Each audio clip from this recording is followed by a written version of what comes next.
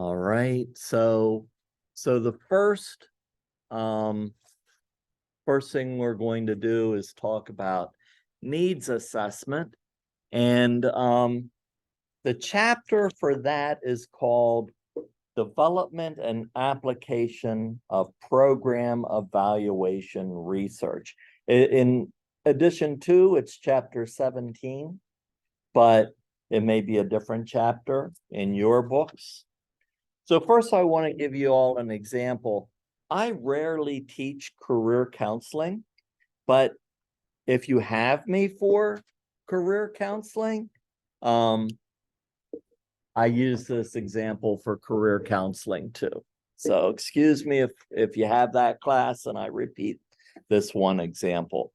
They didn't used to require a needs assessment in both classes, or they used to just require it in one of the classes. But since I'm the same person that's teaching both of them this summer, I've only got one example from my personal experience. So you're stuck. All right. So it doesn't matter whether you're in clinical mental health or school counseling. Needs assessments, and we're going to go over the different types of needs assessments, which are all basically types of evaluation. But there's really, in my personal experience, two primary reasons to do a needs assessment. And one is to better help the population with whom you're working. I think that's the best reason, to make sure that you're meeting the needs of that population to the best of your ability.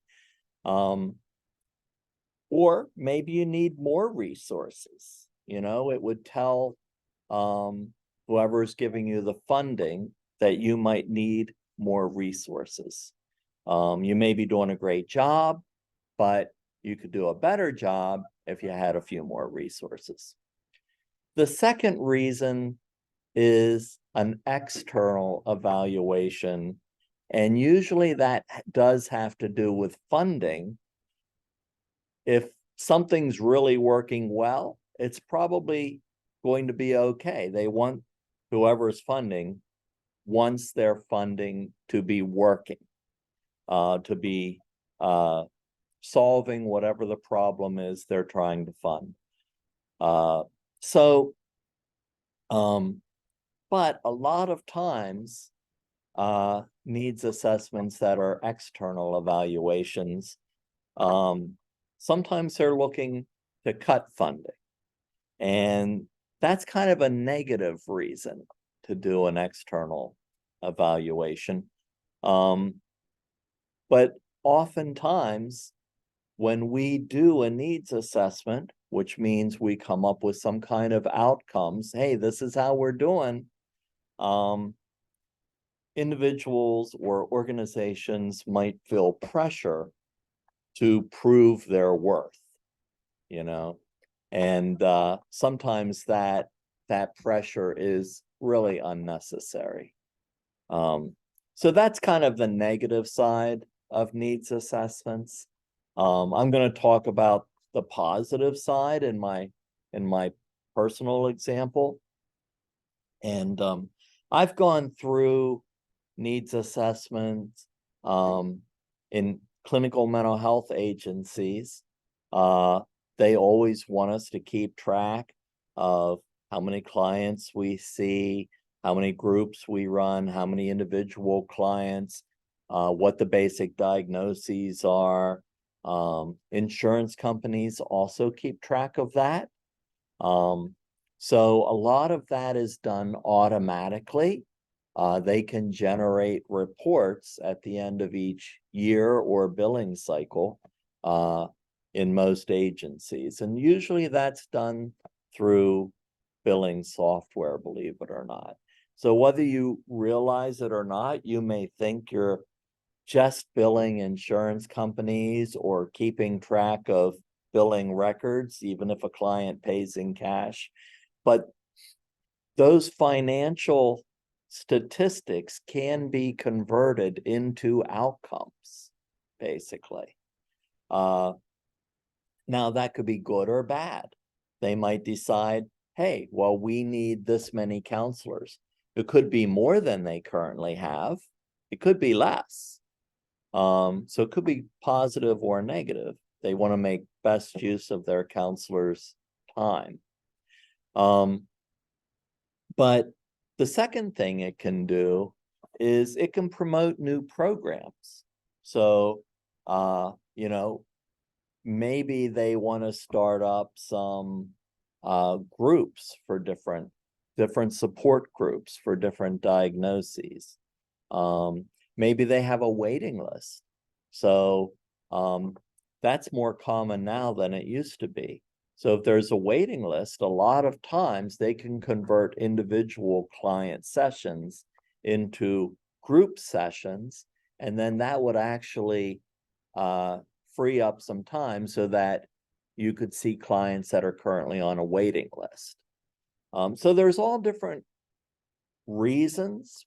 However, most counselors who work for an agency don't realize that outcomes can be assessed through billing. That's usually how they can do it. So you don't actually even know it's happening. As school counselors,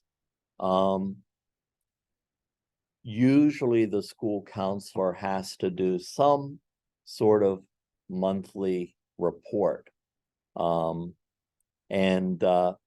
So when I started out in my very first job as a school counselor, it was in a very rural area, a little town called Dillsburg, and their claim to fame is dropping a giant pickle on New Year's Eve. And so it was an interesting school district because children's families who had lived there for multiple generations, a lot of them had farms or very small stores, or they worked in the community in some way.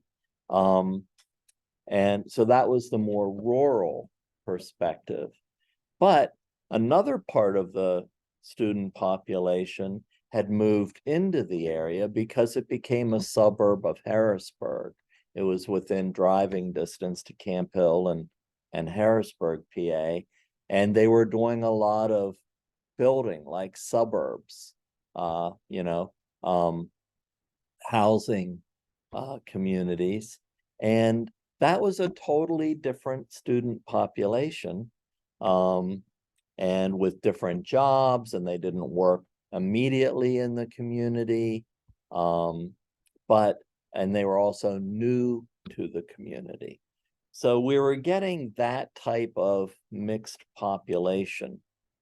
The school district, however, was finding it difficult to keep up with the higher numbers of children, because most of the people moving into the population were either having families or they had a family. So they were younger populations. So the numbers in the school district were increasing rapidly. The school class sizes were getting larger than I think they should be. Now every school district's struggling with that.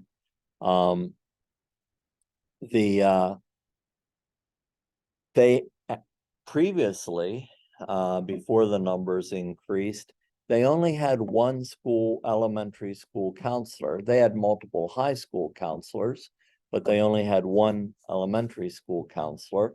And that's the job I got. So I had 3 elementary schools, but the numbers in each school had almost doubled over the last few years. And so it was 500 students in 3 elementary schools, which gave me 1,500 students for one school counselor. So I was happy to have a job, but I was a little overwhelmed by the sheer numbers of students that I had to address. And I, it was no matter what job it was, but it was my first job. I always want to feel like I'm serving basically every population's needs. And I wasn't sure I'd be able to do that properly with those numbers. So I remembered that, I had this class as a student, and I remembered that my professor walked us through a needs assessment and told us all the different reasons to do a needs assessment. And when you write up your needs assessment, I want you to either imagine that the needs assessment that you create is for the population you're writing about in your lit review and project, or it could be for a population with whom you want to work after you graduate. So either one would be fine. I just want it to be applicable for you, something that you might be able to use. Yeah. Either the population you're writing about or a population you want to work with as a counselor. So I just want you to be able to maybe use it in the future, or at least get some ideas about what you might do in the future. So I remembered that. And so the first thing I did was, even though a lot of times the previous counselor was kind of doing triage, dealing with emergencies, I wanted every student to know who I was in case they had a future need. And I didn't want to ignore students that did not have issues. I wanted every student to have access to the school counselor, and every teacher and every parent. So the first thing I did was scheduled a time to go into every single classroom. I made a brochure to send home with each kid so their parents would know who I was, what a school counselor does, and how to contact me. And so I introduced myself to all the teachers, made an appointment to come teach a 30-40-minute class about school counseling, introduce myself, and so I could gain that familiarity, have that introduction with all three populations. So teachers, students, and parents and guardians. So those are the three groups I wanted to include in the needs assessment. Now, because it was an elementary school, we started with kindergarten. So I had to write the questions in the needs assessment differently for age groups and for the different groups of people. So a kindergartner, I'm, instead of like a Likert scale with words, I'm going to do smiley faces or frowns, or kind of a straight line, which is like non-committal, neutral feeling. And the teacher had to read the questions to them in case they were not able to read yet. So we have to consider all of these things for whoever's taking the needs assessment. Now, so the first thing I wanted to find out, and I asked each of these questions in multiple ways. What's already being done that you think is working?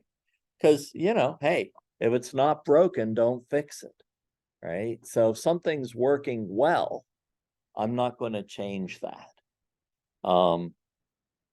And the second thing is, what's being done that may not be needed or isn't working well? So that's the second part. And the third part is, what's not being done at all that you think we need? What's not being addressed that you may need some help with? And I imagine that some of the answers for students, parents or guardians, and teachers might overlap, but some might be different as well, because these three groups might, see different needs. And so when I got and the last question I always ask is, what's something that you'd like to share with me that I didn't ask about? So I leave, because, how many times do you take like a multiple choice questionnaire or a survey and you're like, I wish they had asked about this, but they didn't even ask about it. So I always leave that open-ended question where they can say anything they want. And I said, they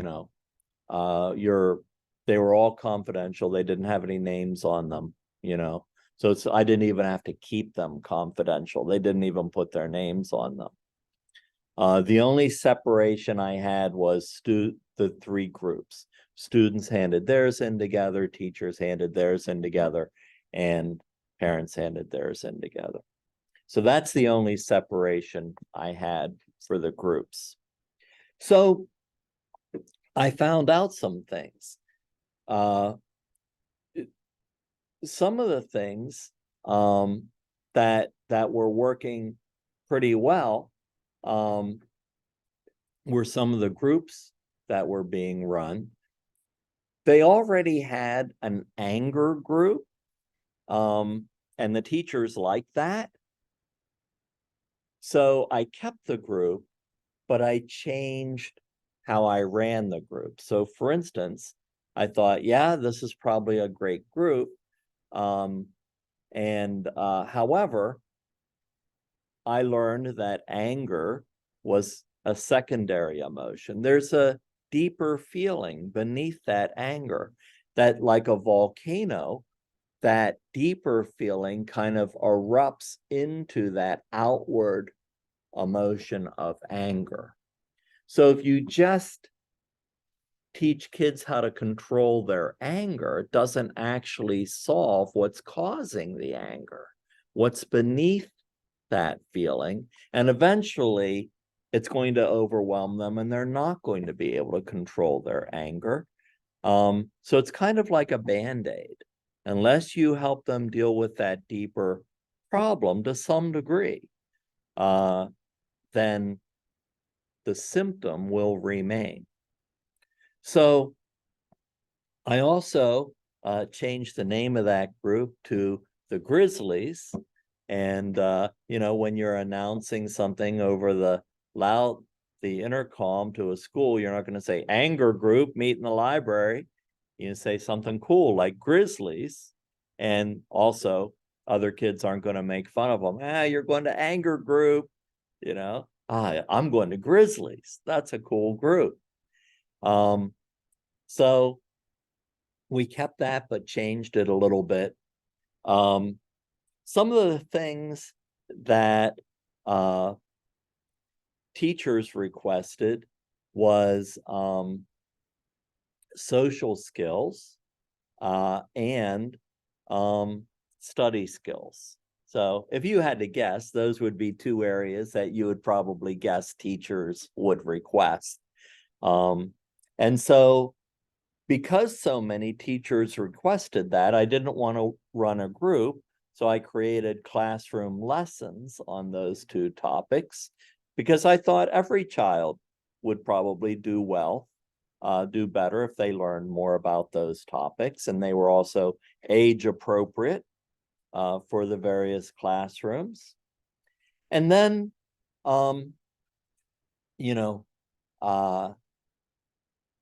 then I had to decide, okay, what new things am I going to add beyond that? And I decided the second part of a needs assessment is to track your time. How did you spend your time? How did I spend my time?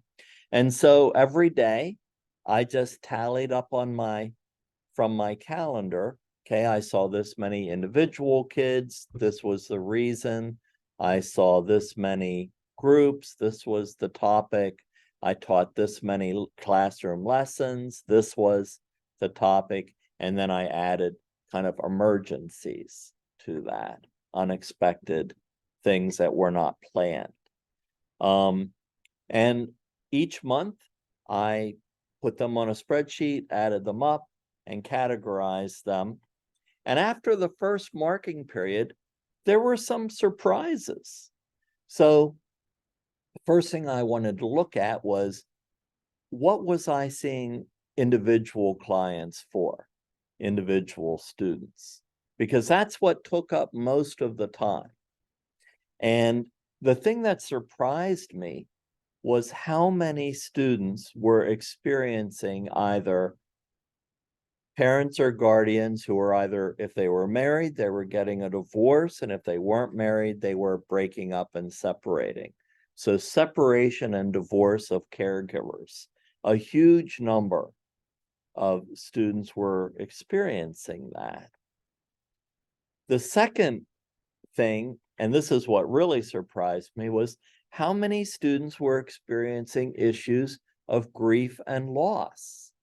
And out of 1,500 students, if you just think about the general population, how much loss and grief we experience in our lives, it could be a grandparent, a friend, a parent, could be a pet that died.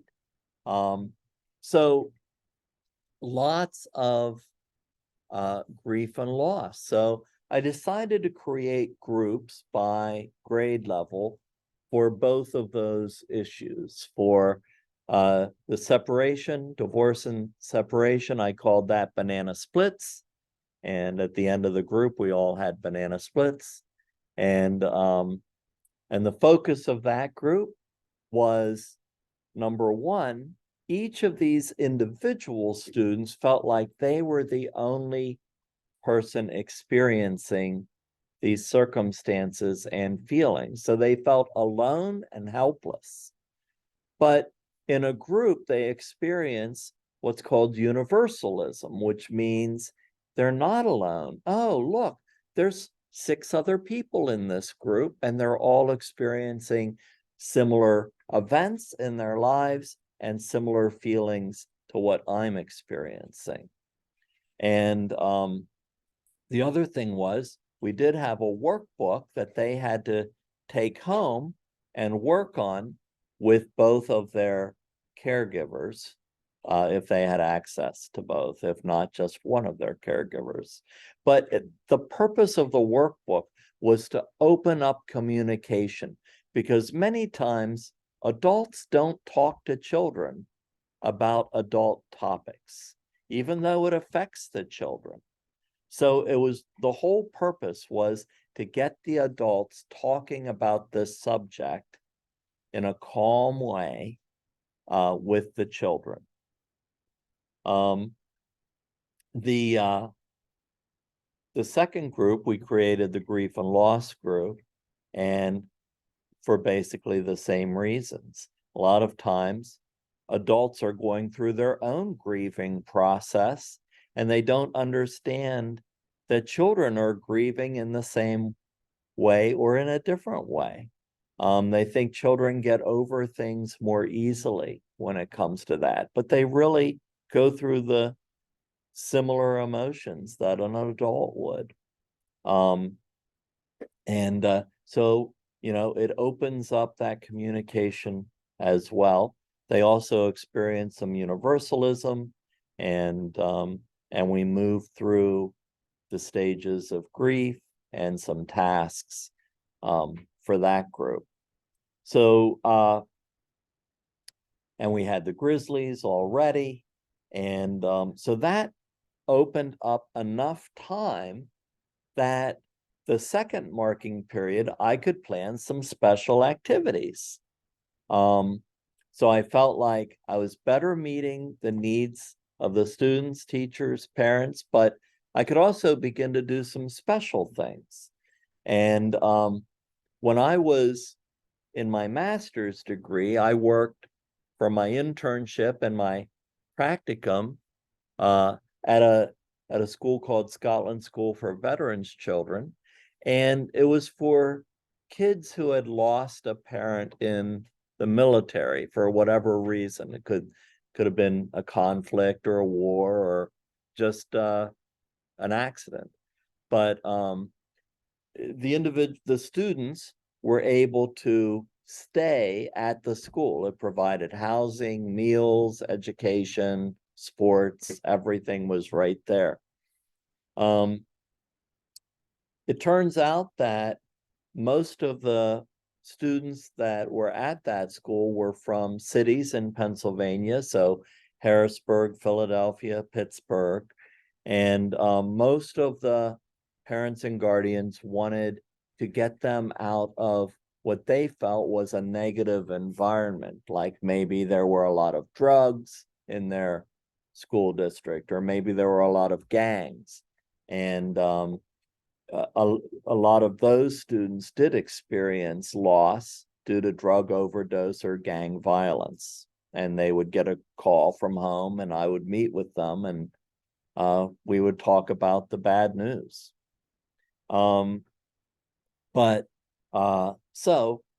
The other thing, and there's a lot of reasons for this, like socioeconomic reasons, prejudice, bias, but the student population in Scotland School for Veterans Children was 98% minority, whereas the population in the rural school in Dillsburg was 98% white or Caucasian.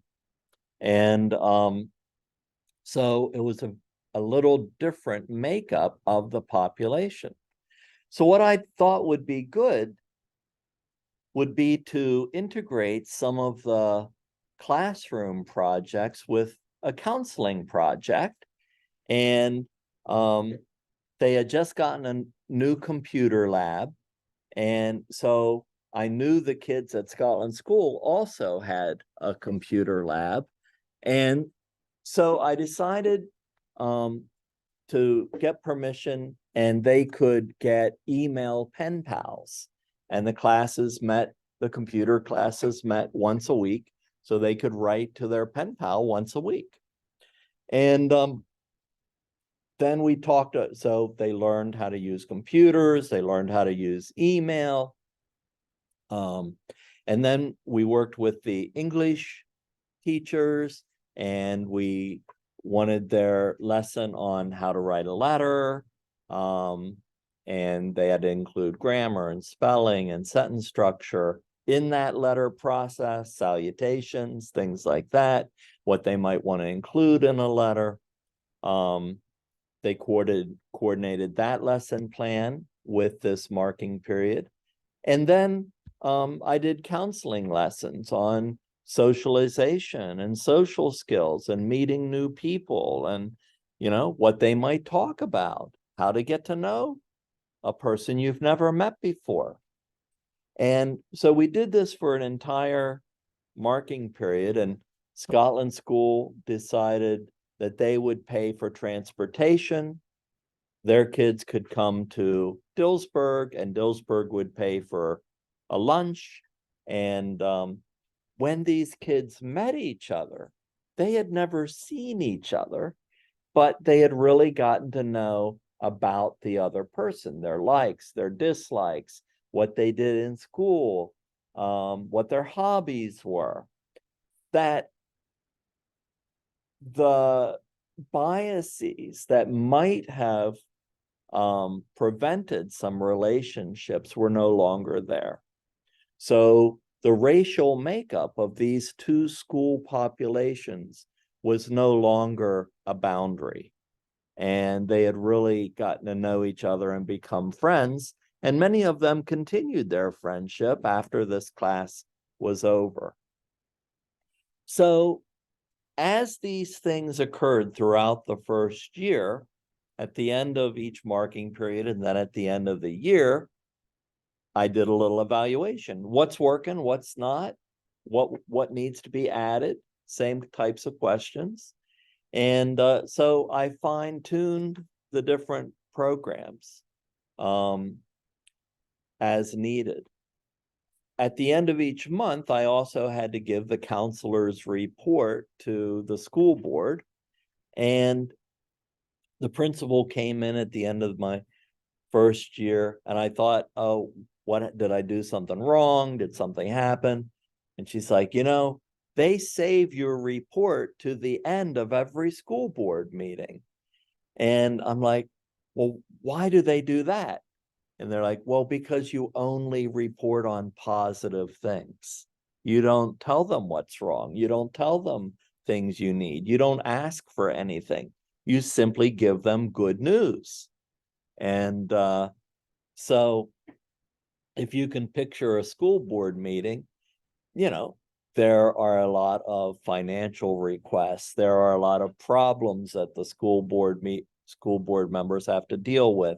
There are a lot of people coming to the school board. Very rarely do people attend a school board meeting for something good. They usually attend because there's a problem or an issue. So I was a school counselor for a few years, and then eventually I went back to get a doctoral degree. So I left as a school counselor, and when I left, they ended up hiring 2 school counselors because they thought, hey, school counselors can make a difference. So I think sometimes, I think it's important to be honest in outcomes, but it's also important to be positive with outcomes, to share positive things just as much as needs. And if I had a need or something that wasn't working right, I also provided a possible solution, or just like I do with my own kids, a couple solutions from which they could choose. So I'm like, well, I could do this, or I could do this. You can choose. So they're like, okay, I'll choose one of these. But it wasn't just, I've got this problem. No, we don't have money for it. So sometimes giving people a choice of possible solutions gets you a solution. I think it's just as important to maintain a positive attitude as it is to be honest with your outcome evaluations. So that's the purpose of doing a needs assessment. So now I just kind of want to hit on some topics, some terminology from the book. And so there are different terms for types of evaluation. And just in case this pops up on some future exam, I think it's important to go over these types of evaluation with you. So,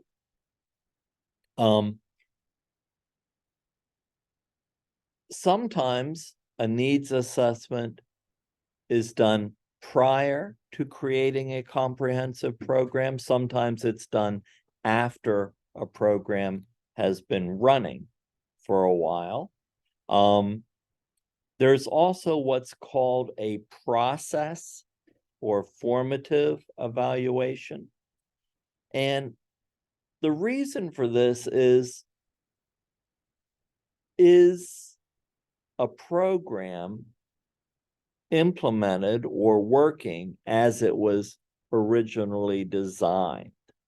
So sometimes, and this could be good or bad. So sometimes a program is designed to meet a population's needs, but for some reason it goes astray. And there's a couple reasons that this could happen. The first reason is that it's not being run properly, that it's no longer meeting the needs of that population. So that's a negative reason. A positive reason would be that people who are working in that program realized that the way it was designed wasn't working, so they changed it so that it would work. Or maybe the needs of the population changed. Maybe the population changed, but they were still meeting the needs of that new population or the new needs of the same population. So that's a positive thing. They discovered some things and they changed it to make it work. So the reason to run this process evaluation is to figure out, okay, is it working as we had planned? If it is, great. If it's not, is it for a positive reason or is it for a negative reason? And then we're going to address that. So the next thing, the third type, is actually called an outcomes evaluation. And it's also another term you might see is a summative evaluation. And this is really looking at how successful a program is at meeting needs or designated goals. So when we create a program, we should have some goals in mind. Is the program meeting those goals? In a counseling situation, it would be, are you meeting the needs of your clients or students? If not, what needs to change? If you are, that's great. Let's do more of it if needed. There's a number of different models for assessments. The first type is basically the most common type. It's a consumer model, which means basically there's data, and that's kind of the normal way, the most common way to evaluate. What do the numbers show? What do the outcome data show? How many people are you helping? Is there relapse? Do they follow through? Whatever it might be. But the second way is through case studies, by interviewing the clients and talking with them about their experiences. I personally like a combination of both. And so another evaluation model, a third one, it's called the CIPP, Context, Input, Process, and Product Evaluation. And, that kind of combines both. It has targeted questions, but, but the two main ones that I'm guessing you'll see, if any, are case study and consumer based. And you can do a combination of both. I like a combination. So the three types: needs assessment, process, and outcomes. And the two models, case study and consumer. And in the book, it does go through steps for program evaluation. Like, you form an evaluation team, you identify who are the stakeholders, they would be our clients, or it could be the employees. Determination of a focus for the evaluation.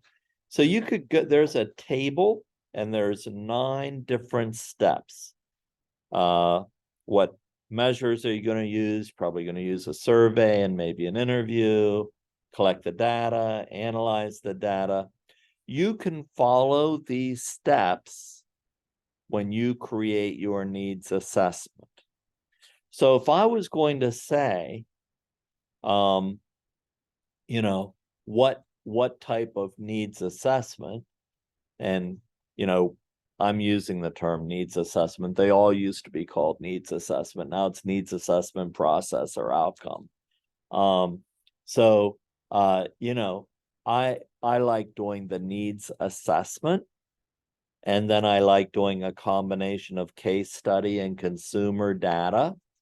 And then you can simply follow these 9 steps and talk about a couple sentences for each one. And that would probably be enough. You're just going to apply these things to your population. either the population you're writing your paper about or a population with whom you want to work. If you decide to do a needs assessment on the population that you're writing about, if you don't have a partner, you just do it on your own. If you do have a partner, you can work on the needs assessment together. So that's the way it goes. And you can just hand in the same one if you have a partner. It's only 2 or 3 pages at the most. So like 2 pages. It doesn't have to be anything detailed. But I'm going to stop this recording and then we're going to go over the actual instructions in a different video.